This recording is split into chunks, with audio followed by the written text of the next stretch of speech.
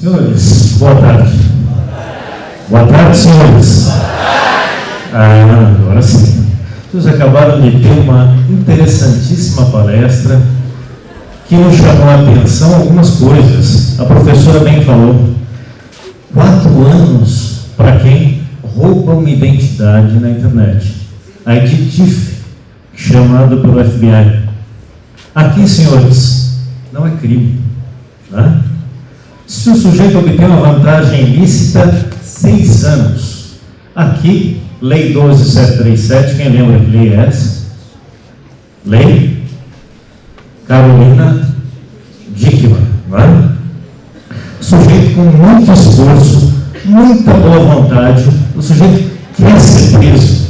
Aí ele invade o computador, faz o vírus, manda o phishing scan, né, o e-mail com vírus, os senhores instalam no seu computador, ele invade o computador, copia dados e destrói dados da Presidência da República, do ministro, do STF, a forma mais gravíssima. Senhores, ele quer ser preso, não consegue. Dá 3 anos e 7 meses, 2 transações penais, né? Não fica preso. Então, mesmo com muita boa vontade, não fica. A ideia é mostrar aos senhores como que nós fazemos para prender o sujeito e condená-lo. Porque não adianta fazer uma coisa que eu chamo de alegria de primeira instância. Os senhores fazem um probatório técnico, levam até o judiciário de primeira instância e o juiz condena. O juiz também usa a internet, né? O magistrado mais novo. E aí, chega no tribunal, a defesa acaba criticando aquilo e se descobre que era uma prova inconsistente. A gente abaixa um pouco, talvez. E o sujeito, o processo é anulado e o sujeito fica livre. Vamos ver também como é que nós fazemos a coleta e como é que nós fazemos a investigação criminal. Agora... Não foi. Prova para a gente? Foi. Senhores, quem assiste CSI? Quem assiste Criminal Minds? Aquilo exalta a imaginação dos senhores, não? Os senhores acham o máximo a perícia criminal? Não, eu não senti força na última afirmação. Sim, pasmem, perícia criminal não é aquilo. Perícia criminal não é chegar na cena do crime, levantar aquela faixa amarela, entrar na cena, expulsar os PMs da cena, não é? E recolher um saquinho, tirar um saquinho do bolso, recolher um fio de cabelo ruivo, aí vem o intervalo comercial. Quando volta, já se sabe que o cabelo pertence a uma ruiva de Jersey, que na verdade tingiu o cabelo com uma tintura que só vem de Manhattan na loja X. Intervalo comercial. Volta a ruiva, antes loira, sendo interrogada, né, de maneira bastante incisiva, né, pelos policiais norte-americanos. Nem no nosso sistema penal, nem no deles, isso é aceito, né, por uma obra de ficção. Mas a perícia criminal é um trabalho de laboratório bastante exaustivo. Embora possa parecer emocionante, na verdade é um trabalho científico. E a ideia é dividir com os senhores um pouco isso. Por quê? Pela mera curiosidade? Não. Porque os senhores vão ter no seu trabalho que criticar laudos periciais. Não é? Teste de DNA, eu vou mostrar isso. Quem acha o teste de DNA? 99,9% de certeza. Quem que acha isso? Da onde diabos eles tiram essas estatísticas? Eu me pergunto. Na verdade, basta ter um insumo vencido, basta ter um procedimento não adequado, basta ter um equipamento descalibrado. O teste de DNA é falho como qualquer outro. Então, como é que trabalha a perícia, senhores? Aí eu tenho que voltar um pouquinho aqui no tempo, né? Como é que se fazia a investigação criminal antes... Prova para a gente. Como é que se fazia a investigação criminal no começo? Pode ir tocando. Pode esgotar o slide. não existia assistência técnica, não existia investigação. Tinha um crime, a polícia trabalhava como? Se ela chegasse na cena do crime, o criminoso estivesse lá, estava pego, estava preso. Né? Se não, ela passava nos antros de criminosos, prendia todo mundo e começava a perguntar o álibi de todo mundo. Não tem álibi, já se encontrou um criminoso, está pego, está solucionado o caso. Pode, por favor, avançar. Aí nós temos a seguinte, pode passar todas, pode descer todo o leitor. Obrigado. Aí nós começamos a ter o quê? Um sujeito que foi criminoso a vida inteira, Monsieur Vidocq, né?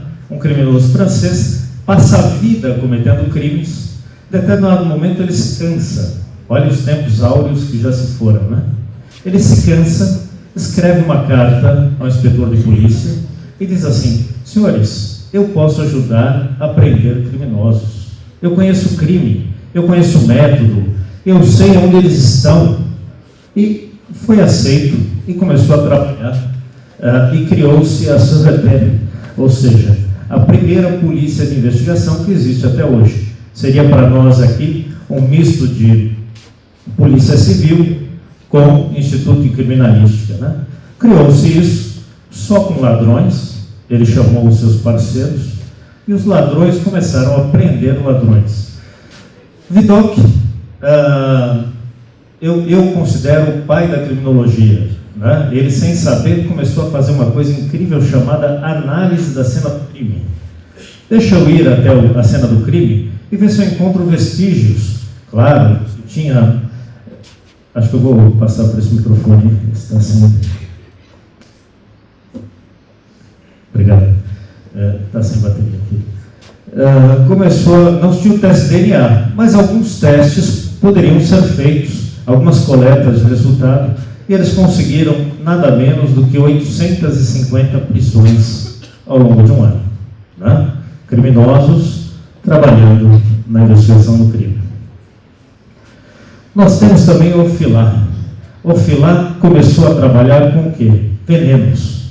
Nessa época se envenenava muito, principalmente por arsênico.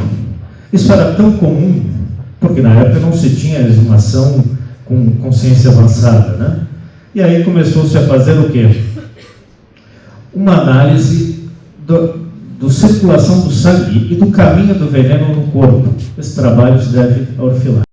Isso era tão comum que o arsênico começou a ser conhecido como poder de sucessão, ou seja, veneno de sucessão. O sujeito é uma tia rica, não tem paciência de esperar que a senhora morra, ele vai lá e dá uma apressadinha, não é? Não estou dando ideia, hein?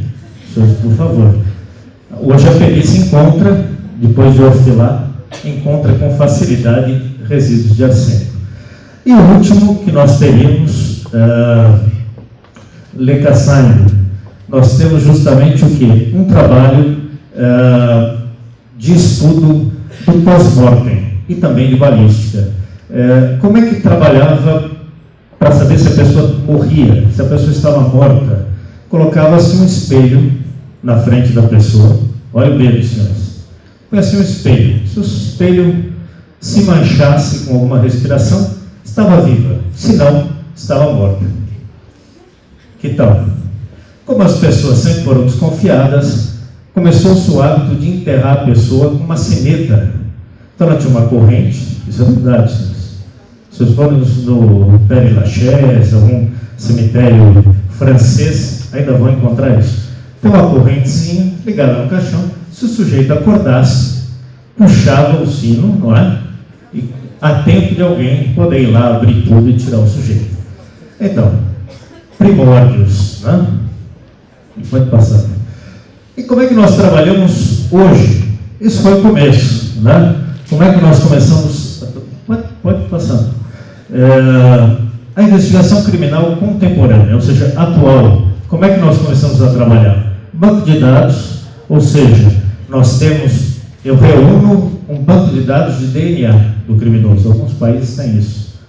Quando comete o crime, se eu encontrei a evidência, eu tenho um princípio para poder condenar a pessoa. Não é absoluto, a prova pode ser plantada, né? Pode ter uma série de fatores, mas começa a ser assim. Eu passo a ter o quê? Um conhecimento específico. O cara é especialista em crimes de internet. O outro é especialista em vírus, sabe identificar o vírus. O outro é especialista em DNA e assim vai. Então, atualmente, quando nós temos as questões, aquilo vai para uma área do Instituto Criminalística ou para o perito privado que sabe tratar aquela evidência. Nós temos também o princípio, o trinômio da investigação criminal. Isso não tem no CSI. Eu começo trabalhando com o quê? Método. Falei que perícia criminal é chata? Trabalho com método científico, com técnicas forenses e com ferramentas forenses. Ferramenta forense é legal, né? É o que os senhores costumam ver. Um programa que faz uma pesquisa no Facebook dos senhores inteiro e consegue achar um autor. Nós vamos ver isso.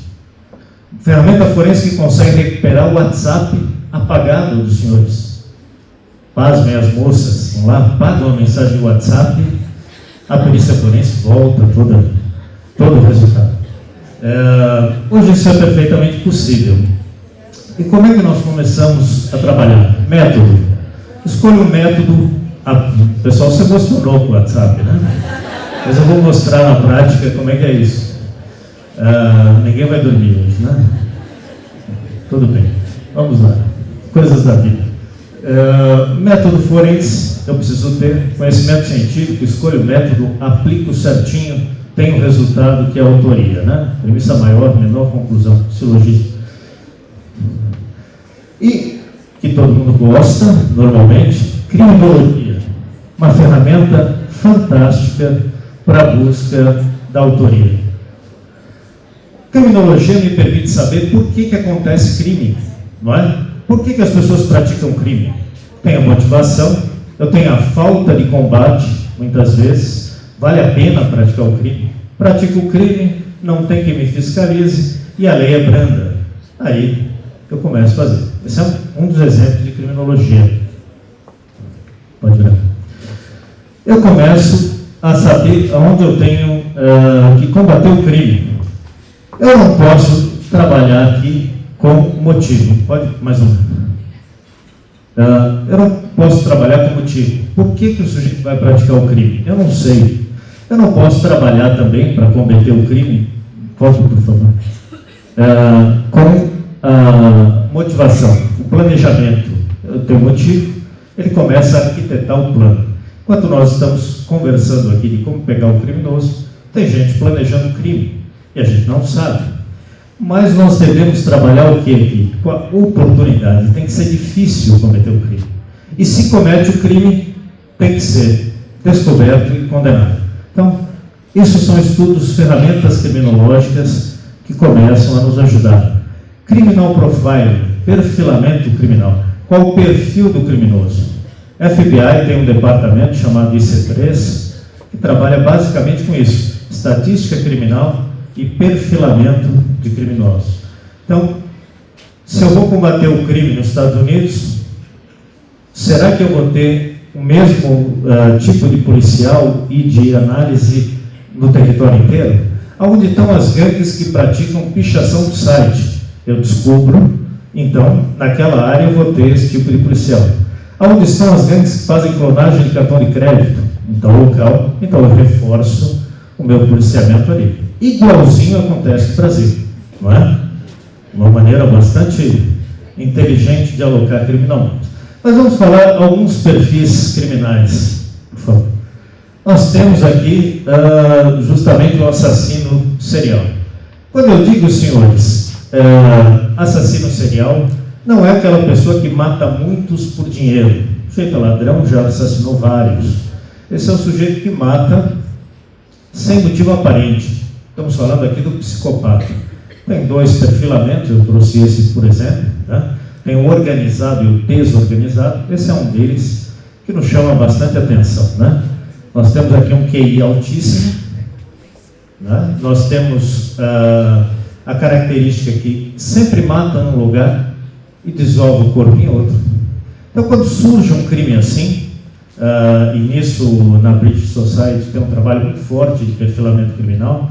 Quando surge um crime qualquer, eu tento encaixar aquilo em algum padrão, para me ajudar na investigação. Ou seja, quer dizer que há evidências, a criminalística já disse, que o sujeito foi movido por... Posso começar a pensar num perfil assim. E aí, nos vai levando a outras situações. Isso uma coisa bastante extensa, mas já dá um aperitivo. O perfil do hacker, minha colaboração para a British Society. Quem é o hacker? Os senhores veem em filme aquele sujeito bastante ousado, né? Bastante um gênio do mal. Ele faz o vírus, invade o computador, clona o cartão, pega o dinheiro, fraude de internet banking, né? E furta a identidade. Senhores, eu na minha vida nunca encontrei, ao longo de 12, 13 anos, que começamos a trabalhar também com crime eletrônico, eu nunca encontrei um sujeito assim. Normalmente o que nós temos é o quê? Associação criminosa. O sujeito é bom de fazer vírus, ele vende o vírus para outro. O sujeito é bom de clonar cartão, ele compra vírus e dá cartão, né? Ou às vezes é pago com o produto do furto. Então isso é muito comum.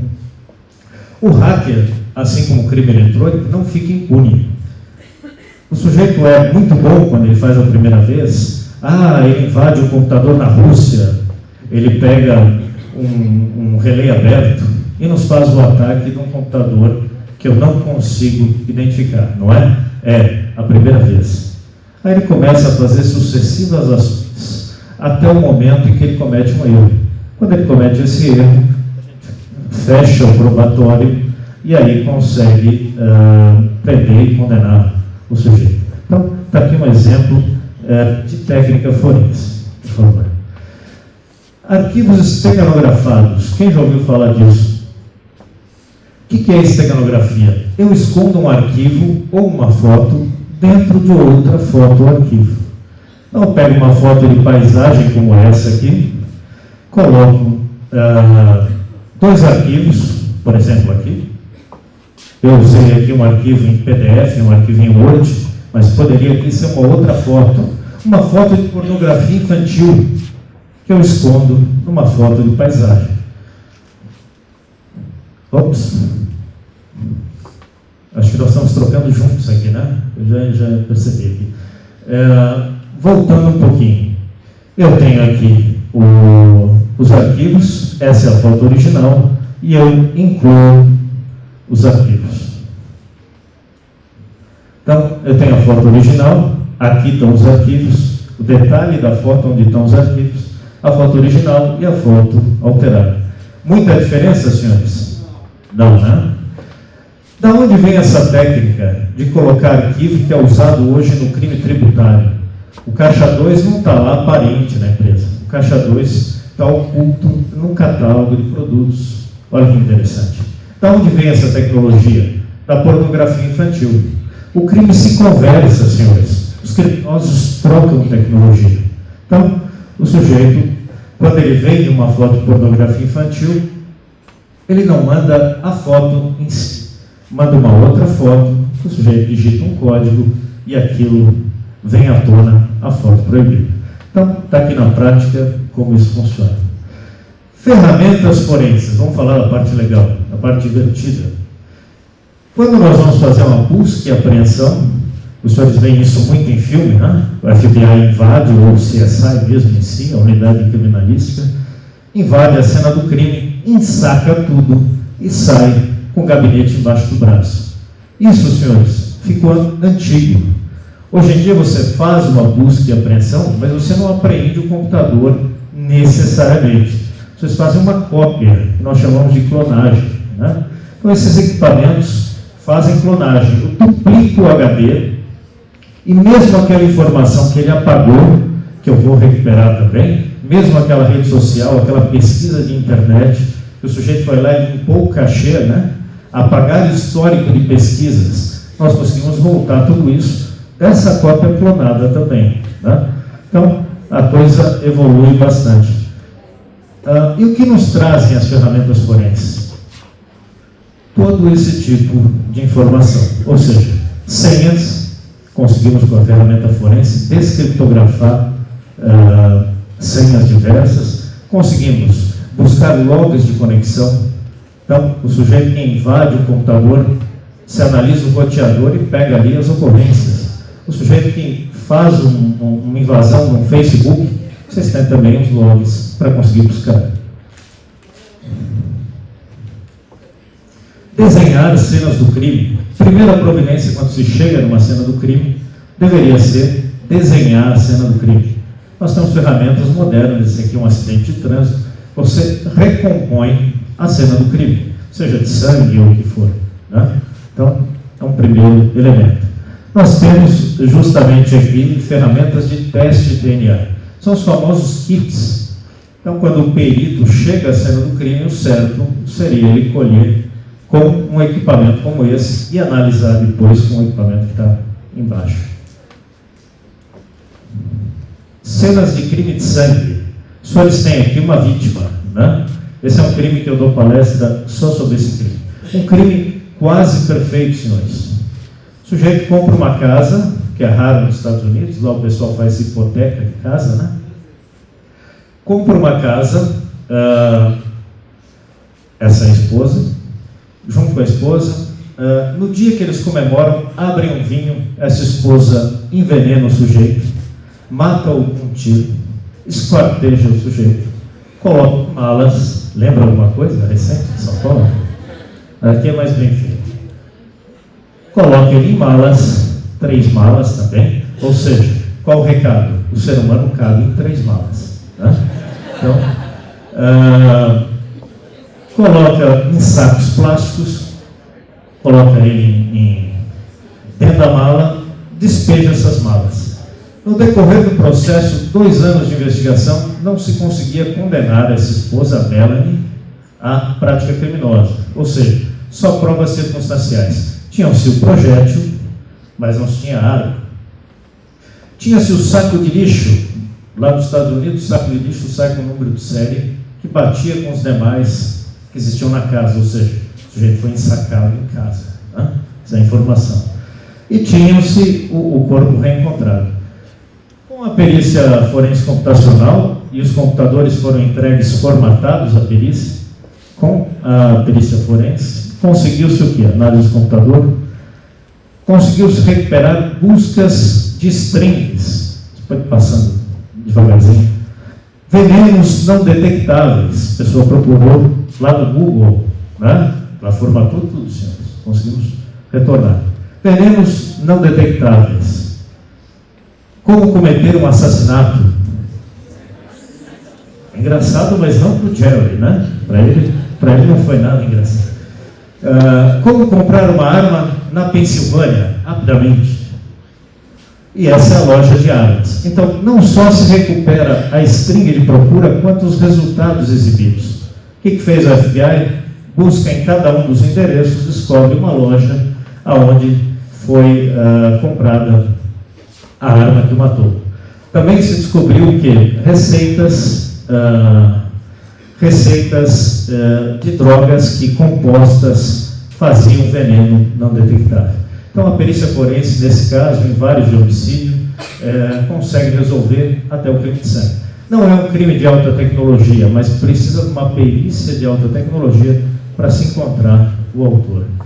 Smartphones, estamos esquentando, não? O que nós conseguimos no smartphone? Fazer buscas seletivas. Apreende-se o smartphone da vítima. Será que eu tenho, do criminoso, para ficar mais interessante. Será que eu tenho direito de olhar tudo que tem no smartphone? Todas aquelas fotos íntimas, talvez, de bom gosto ou mau gosto, não se discute, mas não tem a ver com o caso. Então se faz uma busca seletiva só pela expressão que interessa a cena do crime. Aqui uma busca acontecendo, e aqui nós começamos a ter o quê? Buscas em WhatsApp. Caso criminal, a pessoa fornece o WhatsApp, é uma testemunha da conversação de um grupo. Será que interessa e será que tem direito o perito, ou mesmo o juízo, de analisar tudo o que tem na conversação do WhatsApp? O caso diz respeito a um grupo onde foram vazadas informações, caso real, informações de alunos como senhores, informações sigilosas no colégio em São Paulo. A vítima fornece o equipamento para que nós vejamos as conversas do grupo. Será que podemos olhar tudo que tem no computador daquele sujeito? Não. Então fazemos a busca seletiva aqui dentro das informações que eu quero buscar. Então, no caso do WhatsApp, quebra-se o sigilo da senha do arquivo, e eu tenho ali mensagens, fotos, vídeos, só se analisa o que tem a ver com o caso. Mais uma. Aqui um detalhe dessa busca, olha. Nós podemos selecionar, isso a string é muito maior, posso procurar só vídeos, posso procurar SMS, podemos procurar só arquivos apagados de Facebook, de conversação sigilosa. Vamos ver isso. Trabalho com voz. Esse é um caso bem interessante. Nós temos o quê? Uma questão de família, em que o sujeito liga para a concessionária telefônica, se fazendo passar pela minha cliente. Naturalmente, todos os meus clientes são docentes, não é? Então, se faz passar de maneira perfeita pela moça. Sabe todas as informações, é o ex-marido, sabe todas as informações, convence a moça a resetar a senha de internet, entra, recebe o extrato das ligações feitas pela cliente. Nós temos aí quebra de sigilo telemático, né? Quebra de sigilo telefônico. E descobre a lista que talvez pudesse vir alguma informação que ela lhe ocultava, né? O que é feito? Uma análise, separam-se ambas as vozes, a do interlocutor, que se faz passar pela cliente, a da atendente. Em seguida, a pessoa recebe um SMS, foi feita a ligação, resetada a senha, o sujeito acessa, pega a lista dos telefonemas. Como não existe crime perfeito, a cliente recebe um SMS dizendo assim: o seu protocolo de atendimento foi atendido com sucesso. O que ela faz? Liga a central telefônica e fala: não, eu não solicitei quebra de senha nenhuma, né? Não fui eu quero as duas gravações telefônicas. Bom, não sei se os senhores sabem, pode passar mais um, mas homens e mulheres, crianças e velhos, têm frequências de vozes diferentes. O sujeito pode imitar alguém com perfeição, a frequência dele não muda, muda a voz, mas a frequência não. Nesse caso, ele imitava com perfeição a cliente, e quando ela ligou, nós tínhamos uma segunda ligação entre duas mulheres dessa vez. Então, a média, e aí eu diria aos rapazes, nunca discutam com uma mulher. Vou provar cientificamente por quê. A frequência mais baixa da mulher é superior à mais alta do homem. Os senhores entenderam porque duas mulheres conversando parecem quatro? Não é? Se tiverem 6, parece esse congresso aqui, né?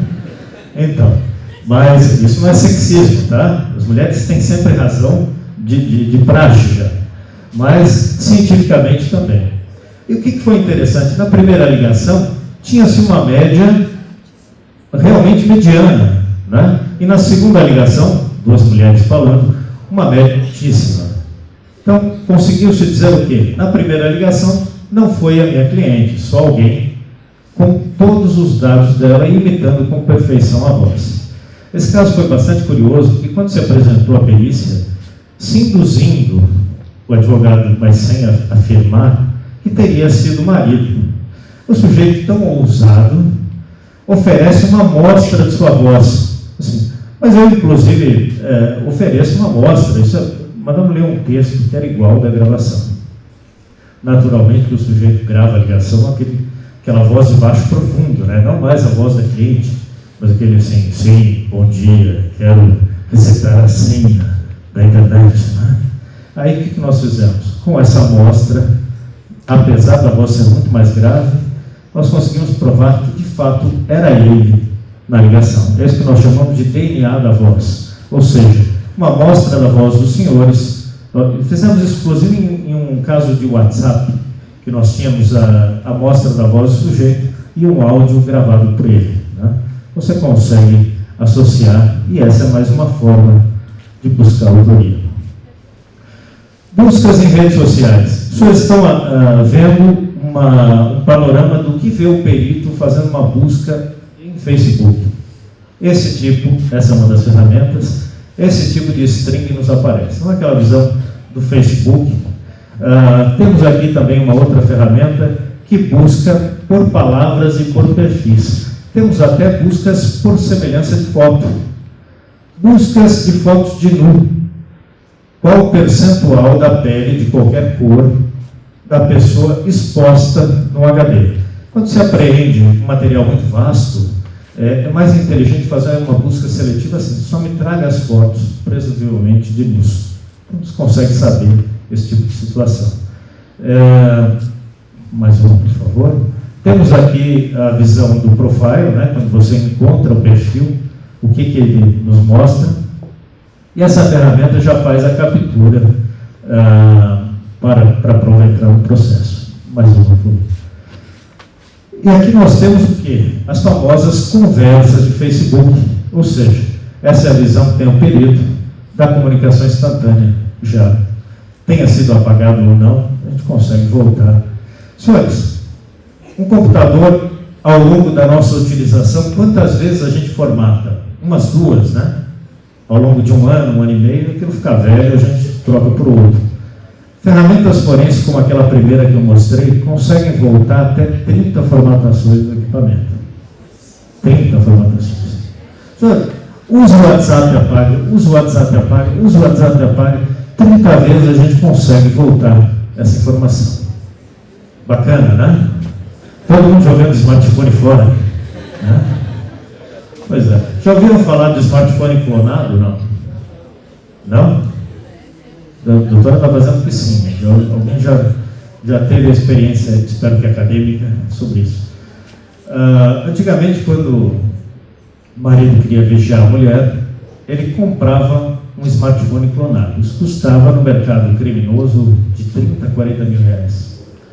Hoje em dia, existem programas de 3 empresas principais em que o sujeito faz o quê? Instala um produto no smartphone da outra pessoa. Isso leva de 2 minutos a 10 minutos, depende da tecnologia. Esse programa, teoricamente, se apaga. E o sujeito pode, com isso, online ou depois offline, ou seja, a pessoa fala durante o dia, à noite, ele ou ela escutam, né? Tudo. E ele pode, online, ouvir a conversa, entrar na conversa. Está feita a cena do crime de sangue logo, né? Entrar na conversa, gravar a conversa, saber data, hora e local, consegue ligar a câmera e filmar o que está acontecendo, consegue ligar o microfone, tudo isso remotamente. Né? Também não estou dando ideia, hein? Isso é crime, né? E é crime e é uma perda de paz de espírito, tanto para quem é vigiado, quanto para quem vigia, né? Vira um vício, o sujeito vira um Big Brother, né? Do familiar, o sujeito inspecionando. E tem o segundo agravante, senhores. Essa informação sensível vai parar no servidor de uma empresa que eu não sei quem está manipulando, né? Eu não lido com infidelidade, essas coisas, mas isso é um mercado bastante sensível. Você expõe a sua vida, você leva a terceiros a sua vida, se ele tenha razão ou não para espionar, você leva dado sensível a um terceiro que pode imediatamente te chantagear, né? Então, hoje existem essas tecnologias, mas a perícia consegue encontrar esse programinha que se apagou também, né? Então não é uma coisa que fica sem consequências. Por favor, mais um. Por fim, senhor... Ops. Não, pode passar. Por fim, quais são os vícios? Veja, eu mostrei um jeito de trabalhar em perícia forense que precisa de métodos, ferramentas e técnicas, né? Equipamentos caros. Quando é assim, é legal, mas mesmo assim pode ter problema. Ou seja, qual que é a falha hoje? Eu comecei mostrando os velhinhos lá de 1812, né? Começo do século XIX, com um propósito. Hoje em dia existe a mecanização da perícia. Tem tanta ferramenta boa que o perito acha que é só submeter a evidência, sai pronto o laudo no final, não é? E o magistrado acaba aceitando isso, e os advogados de defesa também. Ah, mas é um teste de DNA positivo. É uma perícia forense com equipamento avançadíssimo. Como é que eu vou criticar? Merece ser criticado, senhores. Vocês têm que saber o método que foi usado, se o sujeito tem a licença para aquilo, se o equipamento está calibrado. Tem um universo de situações para os senhores mostrarem quesitos, poderem contestar a ação. E por quê? Por onde nós começamos a criticar isso? Pela formação do perito. Não basta ser bom em ferramenta forense, não basta ser um bom químico, não basta ser um bom profissional de TI. Tem que ter o conhecimento do método, tem que ter o conhecimento legal, não precisa ser advogado, mas pelo menos o conhecimento da formação da chamada cadeia de custódia tem que ter, né? Para saber o que está produzindo.